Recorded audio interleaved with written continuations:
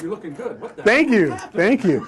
Well, I started to get, past 60s, things start to happen, and I started to get some very strange episodes that kind of mimicked stroke, but it wasn't.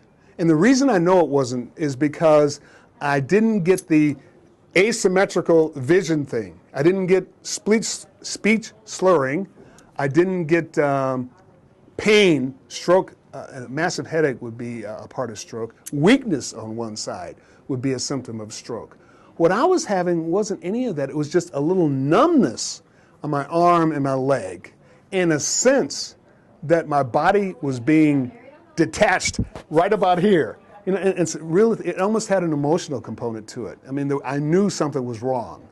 And this happened several times. It turned out I was hypertensive, and once we got that under control, they have, during hypertensive episodes, you can have what's called trans-ischemic attacks, which are mini strokes. That was figured out it wasn't that after a fairly brief period of time, a couple of weeks. The symptoms kept coming back. So I finally got into the hands of neurology through Suma's emergency room at Western Reserve and then through Suma City Hospital. And again, this could have been in any hospital in our area, Akron General does a great job. The clinic, university hospitals, all of these great places that because we, Northeast Ohio, we grow up knowing that healthcare is an important part of our culture here. So once they got in, they did an MRI, and they found, here's my prop, they found what amounts to a mass, a tumor, the size of 3 Eisenhower silver dollars, stacked just about like that. Now here's where the good news starts to happen. It was in my right parietal lobe. Because it was on the right side of my brain as opposed to the left side of my brain, I was left basically intact. In fact, the doctor even used that term. My oncologist says this patient is intact. Dr. Mahat is my oncologist. And I have to say, the neurosurgeon was Dr. Paul Hirschfeld, as well as his partner, David Donich. Something I did, Joe, that was right from the beginning, not knowing how this was going to affect me, but knowing that there was a brain trauma, is I started remembering names.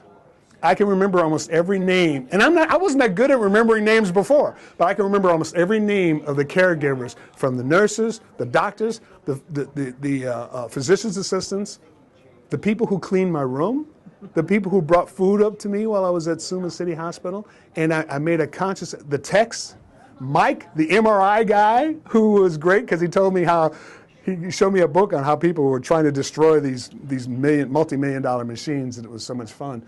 But and that's how that positive attitude started to help me to stay on the right course. Didn't let despair. The people here at this radio station in the city of Akron were just wonderful in showing their outpouring of love. Rich Heldenfeld and Bob Dyer, all of them were very, very helpful in letting people know that I was doing okay. And my wife, Monica, just an unbelievable angel. She was watching her husband go through something that most people would never, ever want to do. So my message is, yeah, I'm okay. I'm going to be back and I'm going to be fine. We're going to get over whatever this is. But pay close attention to those symptoms. They can be very, very subtle. Cancer, tumors are, they send messages to other parts of your body that you don't expect.